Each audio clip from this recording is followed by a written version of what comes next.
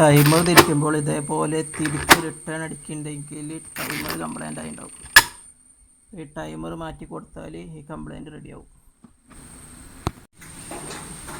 ഇതാ ടൈമർ, ഈ ടൈമർ മാറ്റി കൊടുത്താൽ മതി. ഇത് ഊരിയിട്ട് അതേപോലെ വെച്ചാൽ മതി. മുകളിൽ നോബ് പൊന്തിക്കുകയാണെങ്കിൽ അത് സ്ക്രൂ കൊണ്ട് തോണ്ടിയാൽ ആ നോബാണ് പൊന്തി പോന്നോളും.